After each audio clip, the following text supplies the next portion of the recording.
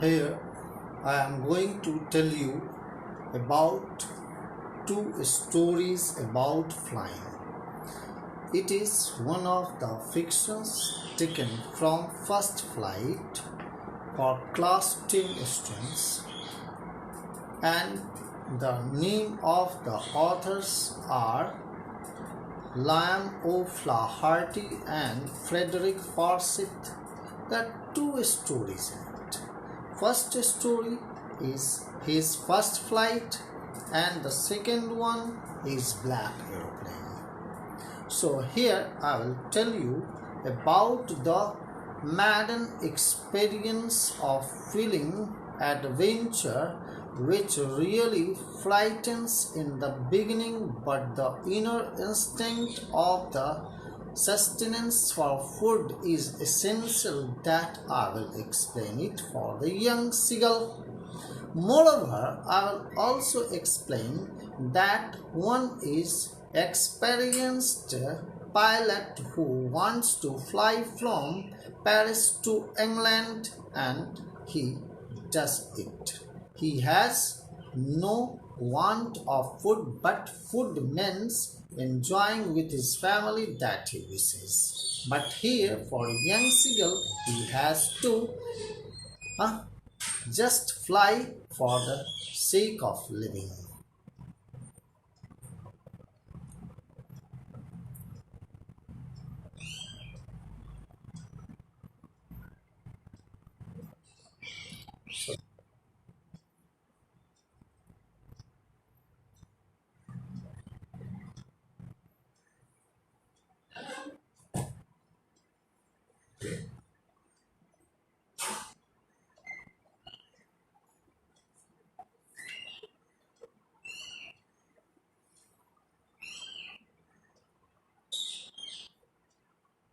Liam O'Flaherty is one of the Irish novelists, poet, and a good story writer who has described about the brutal psychology as well as the nature of the persons in a vivid manner.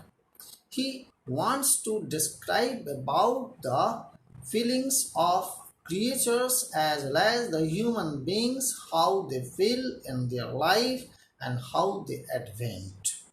So here it is the story about a baby seagull learning to fly for the first time. It is set in the seagull's natural habitat, a beach surrounded by rocky hills. Here, the story is told from the bird's perspective. Means here the story is told by third person, and here we are the listener and we shall understand it. The second story is The Black Aeroplane. It is a thrilling mystery and it is written by Frederick Forsyth, and he is an English writer. He is also a pilot, and he has just mentioned in the first person narration, and he knows that a pilot is caught in a storm and almost certain that it would crash, and he is saved by a mysterious guide whose face he never gets to see. Typical of Forsyth style, this is a very typical style of his writing. I must tell you this very story of the young seagull who has father, mother, brother, sister, and this all family lives on a lease. That lease is a very big plateau, and just that hangs over the sea, and there this family lives. But after giving birth and nurturing and nourishment of the young ones, parents want to train their young ones to fly so that they can become self-dependent. Means to make them a quite independent, not only in flying but by catching fish and living for sustenance means for survival the food is essential and for protection they can fly from one place to another that their parents want to train.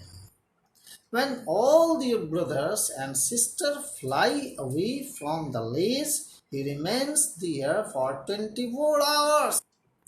The young seagull is left all alone on this very lace for 24 hours. Then it is a very troublesome condition. A child who lives with his parents, brothers and sisters, and if he has to stay all alone, it is a great trouble. It is a great pain. He is alone. He is hungry. He knows that his younger brothers and sisters have very small wings, though they could fly. He could see they are resting on the other plateau. They are catching fish. They are flying in the sky. They are just learning how to skim and soup and how they can go from one place to another. But he is feeling very, very sad. His hunger is burning him. The sun rises in the sky at its blazing heat and he is feeling extremely hot not only from outside but from inside. His stomach is burning. He is in complete need of food. He just pretends that he is sleeping by just raising his one foot and hiding it behind his wings and under his wings, as well as when he sees his mother, father.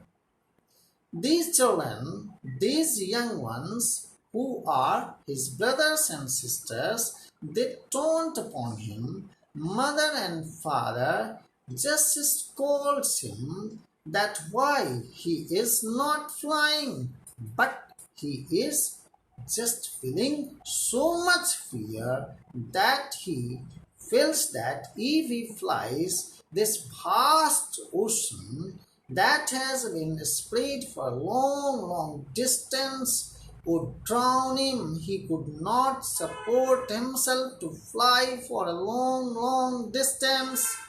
This really fear makes him stay on the lace. Mother also feels passionate. She just scraps fish and she tears it apart with her feet and picks and she looks at this very young seagull. But he feels that mother must have mercy. And you can imagine that how a young one can feel if his mother is eating and the child is feeling hungry. But for survival, food is essential.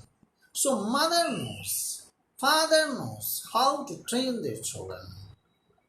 She comes very close when he was standing on the lace and she comes near him.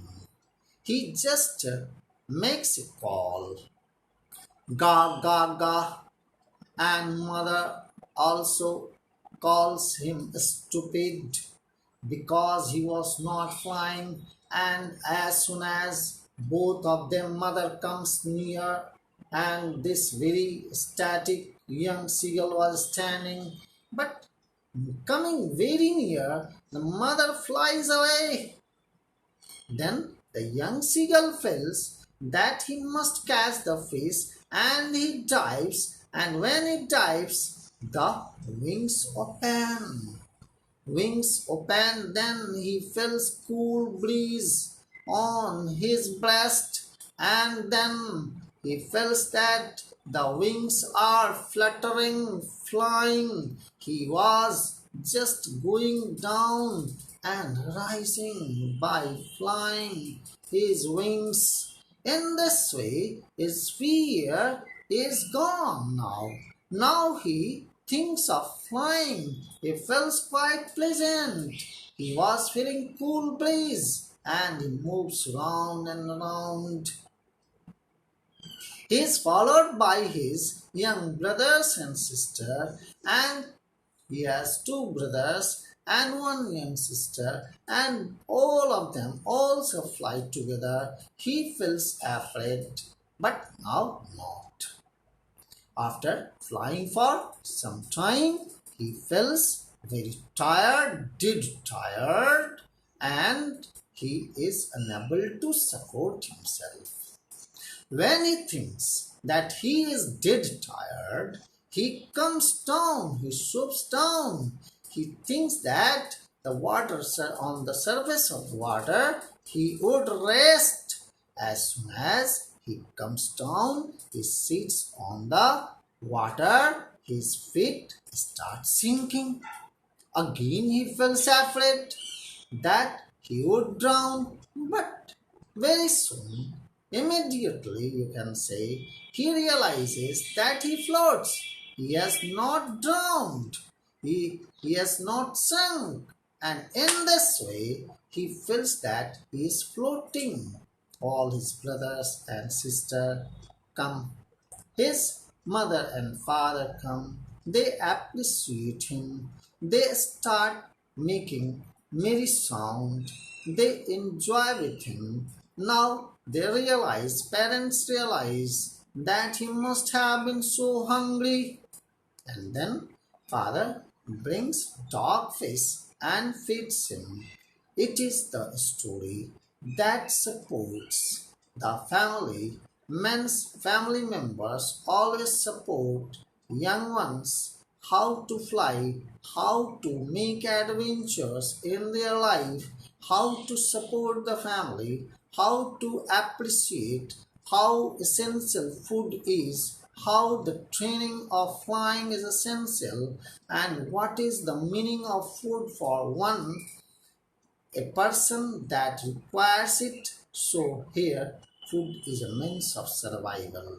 So here that training is essentially given by parents. These are the things that you will know. The young seagull was alone on his leash. Moreover, there is another one, that is what he had been afraid to fly with other brothers and sisters. Somehow, when he had taken a little run forward to the brink of the leash and attempted to flap his wings, he was afraid and could not fly. His parents and his brothers and sister had just laughed on his green floating ahead of him. He just lauded him. They appreciated when he starts flying. Now I will tell you about the story of this very young pilot who was very willing to go home. Why not? Everyone wants to spend some time of holidays with his family members, as he thinks that it is the time of holiday. He must spend it with his family members. He lives in Paris. At night, he decides to fly to England. He thinks of his morning breakfast with his wife and children. So he was flying his old Dakota aeroplane over France back to England. And here he contacts the Paris control room. He informs him about his own personal identity, Dakota DS 088, flying to England. Then he gets an instruction that he should move to what? 12 degree west, 12 degree 12 degree west, and now DS 088 over.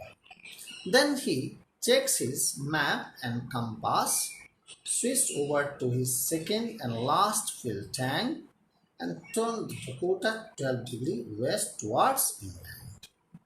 Really, it was a good thought that he would have a good breakfast, big English breakfast, as this breakfast is very, very peculiar in England. He was going well and everything was quite nice. It was an easy flight. Paris was about 150 kilometers behind him when he saw the clouds. It was a storm cloud. These clouds were very, very big. They looked like black mountains standing in front of him across the sky. He knew he could not fly up and over them. He did not have enough fuel to fly around them to the north or south. He was in a very troublesome condition. He thought he should go back to Paris, but he wanted to get home. He wanted to have breakfast. So he thought that he should just fly straight into the storm. It was his instinct that told him. So he did not stop there. He just continued flying. The aeroplane jumped, twisted in the air. He looked at the compass and found that his compass had started turning around and around. It was dead. He then checked the other instruments. They were also dead. Then he wanted to contact the radio, but the radio could not be contacted. He wanted to contact the Paris control, but there was no answer. The radio was dead, no compass, no radio, and all the instruments lying dead. He had no hope of reaching. He thought that he would just collapse. The plane would crash this very, and then he just finds another black aeroplane amidst the black clouds. There was the face of another pilot that was seen. He was waving his hand, calling him as if to follow him, and like an obedient child, he followed him. He could understand that in this disastrous moment of life, there was a help offered to him, so why not he should follow him. And he followed behind him, and very soon he found that there was only enough fuel in the old Dakota last tank to fly for 5 or 10 minutes more. And he was starting to feel frightened again, but then he started to go down and he followed through the storm. Suddenly, what did happen? He finds himself that it was a runway, an airport. He was safe. He turned to look for his friend in the black aeroplane, but the sky was empty. There was nothing there. The black aeroplane was gone. The black aeroplane was gone. The black aeroplane was gone, and he had come to that very control room where there was a woman sitting doing her work. The narrator asked if there was another plane. Which was that? Where did it go? He asked him several questions. The lady checked the radar and told him that there was only his plane on the radar. There was no other plane. Then he was surprised who it could be. Which was that very plane? Or it was his hallucination, or his realization, or the instinct that worked. It is quite unthinkable in this modern age of science that there would be some mystery, or there would be some mysterious thing that would come to help us, but it did really happen. So here now you can understand that there is trust, but what kind of trust? In the first flight and the black aeroplane. Here I tell you, baby seagull learns to trust in his instincts and abilities. The seagull's challenge is fear. He conquers it and becomes a proper adult by making his first flight. Now, on the other hand, in the black aeroplane, what is the matter? That matter is this: pilot puts his trust in a complete stranger. Pilot ignores his instincts in favor of his desire to go back home for the holidays, and this lands him in the middle of a storm. Here, approach to food. Here, new baby is flying, and food is a matter of sustenance for him. And so here, experienced flyer, food is not about sustenance, but it is more symbolic. The big English breakfast represents home, family, and warm, positive memories that he would get. The dialogues are all seagull cries that I told you earlier, indicating the tone of what a seagull is saying, but not what it is saying. Plaintive, very sad, derisive, and loud cackling and shrieking without hearing the exact words used here. Language has a quality of immediacy.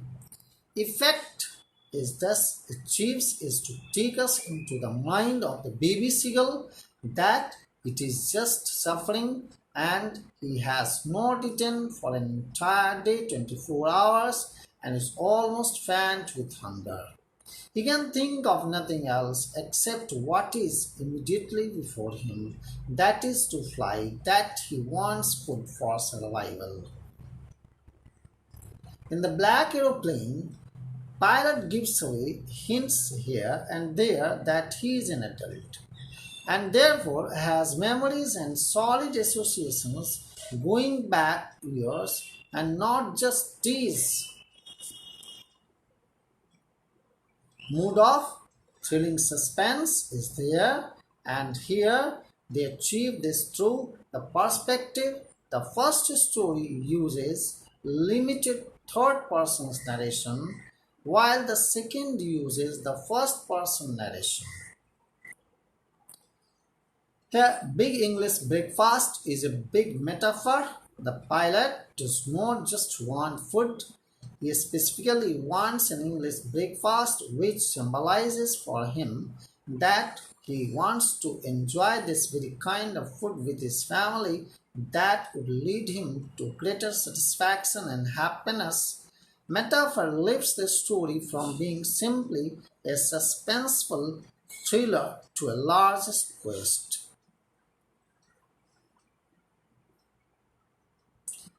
So trust in your instincts, listen to your gut feeling. It is usually right. Not trusting their instinct leads them to paralyzing fear and failure. If you think too much about anyone, thing inflates all that could possibly go wrong, as in the first flight you saw that the young seagull was thinking so much that he was afraid and could not fly, and when he starts flying all of a sudden he continues flying. So we have to let go and just trust our subconscious minds and bodies to do the right thing. Never allow yourself to do the wrong things. So, new baby that is flying, baby seagull learns to trust in his instincts and abilities.